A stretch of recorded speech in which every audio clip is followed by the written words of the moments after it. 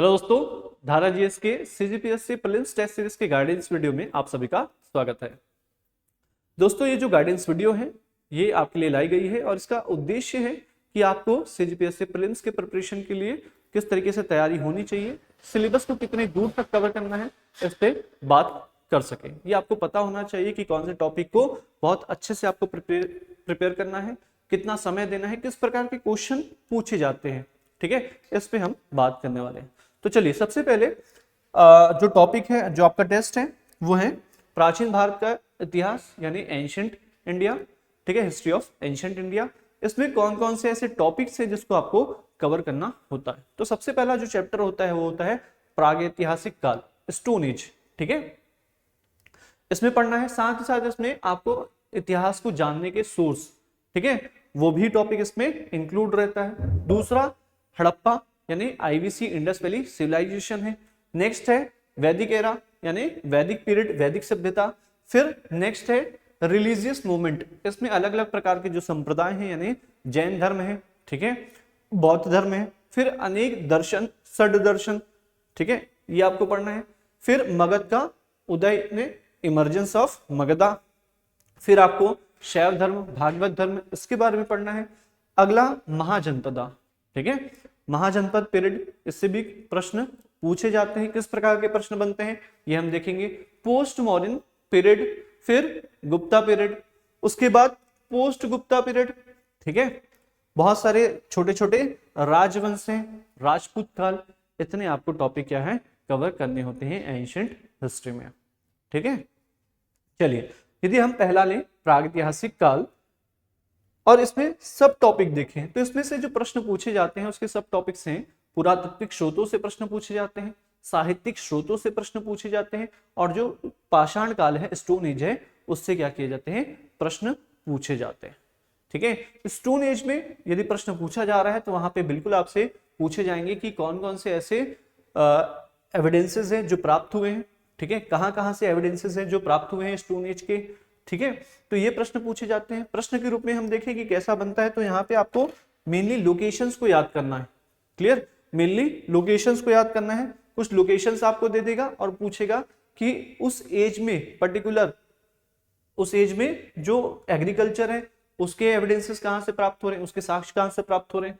ठीक है, तो इस प्रकार से एविडेंसेस यानी पुरातात्विक अवशेषों से क्वेश्चन पूछे जाते हैं और वहां पे आपसे उम्मीद की जाती है कि उन स्थलों के नाम आपको याद हो। जैसे मैंने आपको बोला कि इसमें क्या है, इतिहास को जानने के स्रोत, ये भी चैप्टर इंक्लूड होता है ना, सोर्सेज ऑफ हिस्ट्री। उसमें आपको इस प्रकार से प्रश्न पूछे जाते हैं जहां पे अलग अलग राइटर्स ने या अलग अलग हिस्टोरियंस ने कुछ बुक्स लिखी है, तो वो बुक्स के नाम आपको याद होने चाहिए। क्लियर है, चलिए, तो ये प्रश्न के प्रकार है, इसमें आपको इसी पर फोकस करना है। फिर यहाँ पे कैरेक्टरिस्टिक से आपसे प्रश्न पूछ सकता है, मतलब इस काल में यदि नवपाषाण काल है तो नवपाषाण काल के कौन कौन सी विशेषताएं थी, उन विशेषताओं से प्रश्न पूछे जा सकते हैं कि एग्रीकल्चर कब प्रारंभ हुआ, एनिमल हस्बेंड्री यानी पशुपालन कब प्रारंभ हुआ, कृषि के प्राचीनतम साक्ष्य कहां से प्राप्त हुए। तो इस प्रकार के जो प्रश्न है वो बन सकते हैं जहां पे आपसे कैरेक्टरिस्टिक पूछे जाते हैं, और कैरेक्टरिस्टिक में यही पूछे जाएंगे कि निम्नलिखित में से कौन सा सही है, कौन सा नहीं है, 1 2 3 सही है। तो कथन रूपी जो प्रश्न है वो बिल्कुल बनते हैं यहां से। ठीक है, चलिए नेक्स्ट चलते हैं, सिंधु घाटी सभ्यता, आईवीसी। ये इसके सब टॉपिक्स देखें तो बहुत सारे सब टॉपिक्स आते हैं, तो क्या सभी को बहुत डिटेल में पढ़ना है, नहीं। देखिए कैसे कैसे प्रश्न बनते हैं। तो यहाँ पे जो पूछे जाते हैं, सीजीपीएससी ने एक प्रश्न जो लिया है वो नगर नियोजन से लिया है। मतलब वहां पे उसने प्रश्न पूछा है कि देखिए, क्योंकि जो ये अर्बनाइजेशन यानी नगरीकरण वाला है, ठीक है ना, पहली नगरी सभ्यता है आईवीसी, और यदि नगरी सभ्यता है तो उसकी विशेषता आपसे पूछी जाएगी और पूछी भी गई है। किस तरीके से पूछी गई है, 2 स्टेटमेंट दिया गया है और यहाँ पर पूछा गया है कि नगर विशेषता में ये शामिल थी कि नहीं, जैसे घर 1 और 2 मंजिला थे। ठीक है ना, तो यहाँ पर विशेषताओं से पूछा गया है। ओवरऑल यदि हम बात करें तो नगर नियोजन की जो विशेषता है उससे प्रश्न पूछे जा सकते हैं। तो यहाँ पे आप ध्यान देंगे कि नगर नियोजन की जो जो कैरेक्टरिस्टिक हैं, जो जो विशेषताएं हैं, उसको ध्यान रखेंगे। फिर इसका भौगोलिक विस्तार जो है, कहां से कहां तक है, अफगानिस्तान भारत में कहां तक फैला था। ठीक है, उसके सीमांत जो स्थल हैं वो कौन कौन से हैं, क्लियर, ये आपको ध्यान रखना है, इससे प्रश्न पूछे जा सकते हैं आपसे। प्रमुख स्थल, यदि आपको जो जो स्थल दिए हैं आईबीसी में, जो जो इंपॉर्टेंट स्थल है वहां कौन कौन से ऐसे साक्ष्य हैं, एविडेंसेस मिले हैं, उससे प्रश्न पूछा जा सकता है। जैसे बृहद स्नानागार कहां से मिला है, ठीक है, हाथी का कपाल खंड कहां से मिला है, डॉक यार्ड कहां से मिला है, फारस की मुद्रा कहां से मिली है। तो इस प्रकार के जो प्रश्न हैं जो एविडेंसेस बेस्ड होते हैं तो ये पूछे जाते हैं, याद रखना है आपको इस टॉपिक से। फिर स्क्रिप्ट पे पूछा जाएगा कि जो हड़प्पाई स्क्रिप्ट है उसके बारे में क्या क्या विशेषताएं हैं, कि ये पिक्टोग्राफी है, आपने जो पॉइंट पढ़ रखे हैं। फिर सोशल लाइफ, पॉलिटिकल लाइफ, है ना, फाइनेंशियल लाइफ और रिलीजियस लाइफ, इस पे आपको विशेषताओं को याद रखना पड़ता है, ठीक है।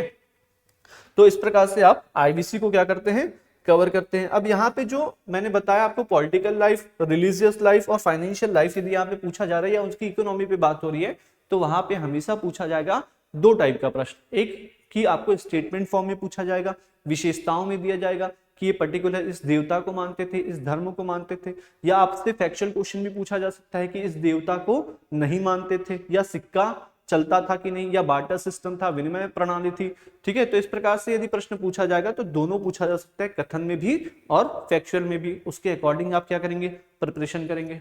वैदिक सभ्यता, वैदिक सभ्यता जो रहेगा वो नेक्स्ट रहेगा, नेक्स्ट टॉपिक है आपका। इसमें जो पूछे गए हैं प्रश्न उसमें मेन जो इसके लिटरेरी सोर्सेज हैं, वैदिक सभ्यता को बताने वाले जो लिटरेरी सोर्सेज हैं यानी वेदास, तो वेदास से प्रश्न पूछे गए हैं आपसे, ठीक है, उपनिषद से पूछे गए हैं, और ये फेवरेट टॉपिक रहा है सीजीपीएससी का। तो बिल्कुल आप यहाँ पे यदि वैदिक सभ्यता क्या कर रहे हैं, कवर कर रहे हैं, तो बिल्कुल यहाँ पे आपको उपनिषद को और वेदास को डिटेल में पढ़ना है, ठीक है। तो डिटेल में आपको इन चीजों को डील करना है। जैसे प्रश्न पूछा गया है कि उपनिषद के अंदर यदि कोई टॉपिक है उससे पूछा गया है, बहुत अलग अलग प्रकार के उपनिषद है, उसमें से कौन सा उपनिषद है जो सफेद घोड़ा कहलाता है, ये प्रश्न सीजीपीएससी ने पूछा है। तमसोमा ज्योतिर्गमय, ये एक प्रकार से है ना, ये जो कथन है वो किसमें लिखा है, किस उपनिषद में लिखा है। तो बोलने का मतलब ये है कि आपको इसके लिटरेरी सोर्सेस को, रिलीजियस टेक्स्ट बुक को क्या करना है, अच्छे से कवर करना है, जिसमें मेनली उपनिषद आएगा और वेदास आएंगे। वेदास में भी ऋग्वेद, यजुर्वेद, सामवेद, अथर्ववेद को डिटेल में पूछना है, उसमें कौन कौन से कंटेंट है, ये प्रश्न के रूप में बनते हैं। फिर भौगोलिक विस्तार, आर्यंस का होमलैंड से पूछा जाता है ना, होमलैंड ऑफ आर्यंस, आर्यंस के निवास स्थल में लेके जो वैचारिक मतभिन्नता है उससे अलग अलग प्रश्न जो है वो पूछे जाते हैं, ठीक है, कि वो मध्य एशिया से आए थे कि तिब्बत से आए थे, वो एक जो मतभिन्नता है वो भी प्रश्न के रूप में पूछा जाता है। फिर किसी भी समाज में जो चीजें रहती है जैसे सामाजिक स्थिति, राजनीतिक स्थिति, आर्थिक और धार्मिक, तो ये उसकी विशेषताओं से ही प्रश्न बनेंगे। आपने देखा जैसे पहले आईबीसी में भी था, ये चार चीजें आपको समान रूप से मिलेगी। क्लियर, तो इनमें क्या क्या विशेषता थी उसको आपको डील करना है। प्रश्न की बात करें तो इस प्रकार से प्रश्न बनता है। यदि सीजीपीएससी की स्पेशल बात करें तो वहां पे आपको षड दर्शन को फोकस करना पड़ेगा, ठीक है, षड दर्शन वाले जो टॉपिक है उसको फोकस करना पड़ेगा यहाँ पे। क्लियर है, यहाँ पे षड दर्शन में चारवाक में स्पेशल चारवाक से जो प्रश्न है वो लगातार पिछले कुछ सालों से पूछे गए हैं, तो बिल्कुल यहाँ दर्शन आप बिल्कुल नहीं छोड़ सकते, ठीक है। चलिए, 6वीं शताब्दी ईसा पूर्व वाला जो टाइम पीरियड रहेगा यानी महाजनपदा वाला टाइम पीरियड रहेगा, यहाँ पे 2 से 3 प्रश्न ही बनते हैं, सोर्सेज से बनते हैं कि महाजनपदा का वर्णन कहाँ मिलता है। नेक्स्ट जो बनता है वो मेनली आपको जो याद रखना रहता है वो कैपिटल याद रखना रहता है। जैसे आपसे पूछ सकता है कि अहिच्छत्र की राजधानी क्या थी, ठीक है, आपसे पूछ सकता है कि वैशाली किसकी राजधानी है, तो ये जो प्रश्न है वो बनते हैं सोर्सेज से और राजधानी से। जैसे निम्नलिखित में से किस महाजनपद की राजधानी विराटनगर थी, ठीक है, तो ये महाजनपदा से बनने वाला क्वेश्चन है। लोकेशन पूछा जा सकता है कि जो पर्टिकुलर महाजनपद है वो कहां पर है। जैसे एक प्रश्न पूछा गया है गोदावरी के आसपास या सदर्न इंडिया में या दक्षिण भारत में कौन सी महाजनपद है, तो ये प्रश्न के क्या है, टाइप है, ध्यान रखेंगे। इसी प्रकार से यहाँ पे आपको बिल्कुल फोकस करना है कि आप कैपिटल याद करें, ठीक है। दूसरा होता है लोकेशन, जैसे सीजीपीएससी ने लोकेशन पे क्वेश्चन पूछा है कि मगध को जानना है उसको कि पाटलिपुत्र कहाँ पे सिचुएटेड था, तो उन्होंने दिया कि पाटलिपुत्र कहाँ पे सिचुएटेड है। बहुत सारे ऐसे बेसिन है वो दे दिए गए, तो यहाँ पे आपको पता ही है कि गंगा और सोन नदी पे बसा हुआ है कौन, पाटलिपुत्र। तो इस प्रकार से या तो कैपिटल पूछा जाएगा या तो लोकेशन पूछा जाएगा। महाजनपद में 2 ही टाइप के प्रश्न बनते हैं और इस प्रकार से आपको डील करना है। फिर प्राचीन भारत में जो धार्मिक आंदोलन है उसमें जैन धर्म और बौद्ध धर्म। तो बौद्ध धर्म और जैन धर्म में इनके जो फाउंडर होंगे यानी क्रमशः महावीर स्वामी जी और गौतम बुद्ध जी, उनके व्यक्तिगत जीवन के बारे में जो प्रश्न बनते हैं, जैसे उनको एनलाइटमेंट यानी ज्ञान की प्राप्ति कहाँ हुई, उनका जन्म कहाँ हुआ, उनको परिनिर्वाणा या महापरिनिर्वाणा कहाँ प्राप्त हुआ। फिर नेक्स्ट जो बनता है वो उनकी फिलॉसफी से, दर्शन से बनता है, मतलब फिलॉसफी से यानी दर्शन से प्रश्न बनते हैं, तो उनके फिलॉसफीज को आपको डिटेल में देखना रहता है, उससे प्रश्न बनते हैं। फिर बहुत सारे जो जैन लिटरेचर्स हैं, ठीक है, यहाँ पे आपसे प्रश्न पूछे जाते हैं कि परिशिष्ट पर्वन जो बुक है वो किसकी है, कल्पसूत्र जो बुक है वो किसकी है, ये प्रश्न के टाइप है। 2 जैन संगति हुई है, जैन संगति के अध्यक्ष के नाम पूछे जाते हैं, जैन संगति के जो रिजल्ट्स हैं वो प्रश्न के रूप में बनते हैं, ठीक है। जैसे सीजीपीएस ने इन्हें क्या किया है, प्रश्न के रूप में जैन धर्म और बौद्ध धर्म को बहुत ज्यादा डिटेल में पूछा है, ठीक है। जैसे दर्शन से क्वेश्चन है, अनात्मवाद, ठीक है, आप देखेंगे लगातार ये जो सभी प्रश्न हैं वो किसके हैं, तो जैन और बौद्ध धर्म के। देखिए क्षणिकवाद जो बौद्ध धर्म से संबंधित है, विशुद्ध मग्न, अब देखिए ये क्या है, तो बौद्ध लिटरेचर है, ठीक है, ये किसकी रचना है, ये हो गया बौद्ध साहित्य से संबंधित प्रश्न। अब यहाँ पे आपको स्टेटमेंट वाले प्रश्न है, ये सीजीपीएससी के द्वारा पूछा गया प्रश्न है, जहां पे बौद्ध दर्शन के संदर्भ में पूछा जा रहा है, फिलॉसफी में क्वेश्चन पूछा जा रहा है, ठीक है। ये महावीर स्वामी जी के बारे में यदि व्यक्तिगत जीवन के बारे में यदि प्रश्न पूछना है तो इस प्रकार से आपको स्टेटमेंट वाले फॉर्म में पूछा जा सकता है। तो फिलॉसफी हो गया, व्यक्तिगत जीवन हो गया, ये देखिए स्याद व्याद, ये जैन धर्म से संबंधित है, और सबसे ज्यादा जो प्रश्न पूछे गए हैं वो जैन और बौद्ध धर्म से ही पूछे गए हैं। एंशिएंट हिस्ट्री में सीजीपीएससी का फेवरेट टॉपिक है क्या, जैन और बौद्ध धर्म।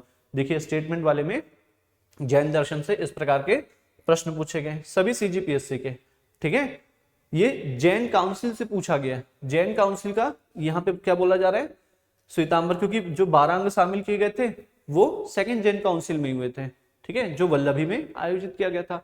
तो जैन काउंसिल यानी जो जैन संगति हुई थी, जो बौद्ध संगति हुई थी, उसके बारे में आपको इस प्रकार से प्रश्न क्या किया जा सकता है, पूछा जा सकता है। ये फिर से फिलॉसफी यानी दर्शन का प्रश्न है, ठीक है।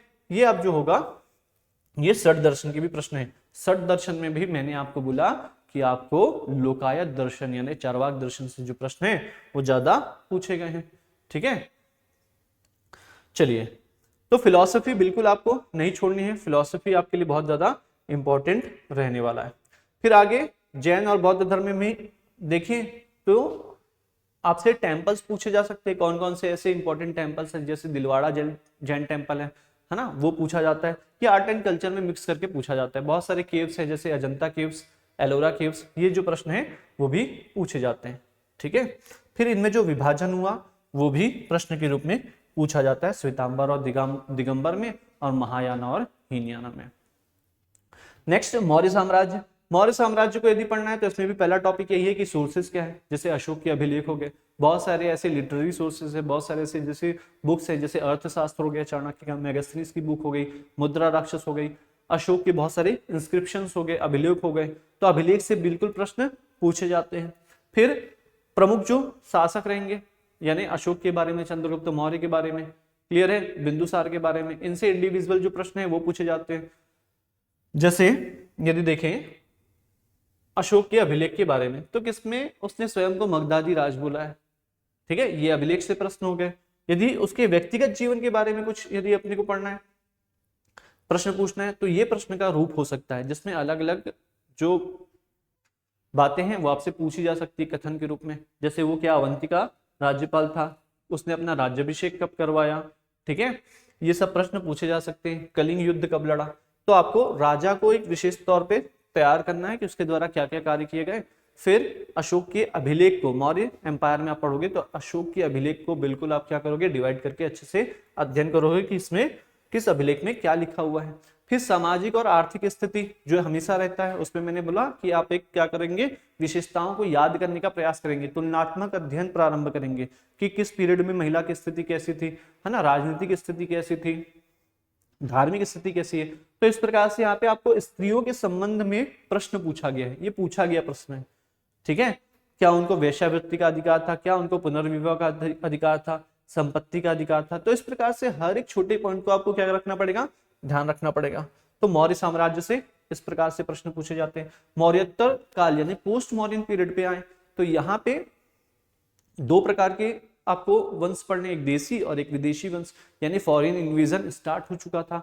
तो फॉरेन इन्वेजन में लगातार जो फॉरेन इन्वेजन हुए भारत में, यानी जो पहले आए कौन, Indo Greek, then Sakas, then Parthians, then Kushanas, तो यहाँ पे उनको आपको पढ़ना है। फिर जो ब्राह्मण वंश रहेंगे शुंग और मेनली सातवाहन, फिर सातवाहन के जो अलग अलग आर्ट एंड कल्चर है उसको आपको पढ़ना है ना। राजाओं के, प्रमुख शासकों के प्रश्न जो है वो पूछे गए हैं, ठीक है। संस्कृति पूछी गई है। इसमें फॉरेन इन्वेजन जो हुआ था उसमें मेन जो रहेगा कुषाण, तो कुषाण को भी आपको वेल डिटेल अच्छे से पढ़ना है, और शक रूलर को, इन दोनों को आपको डिटेल में पढ़ना है।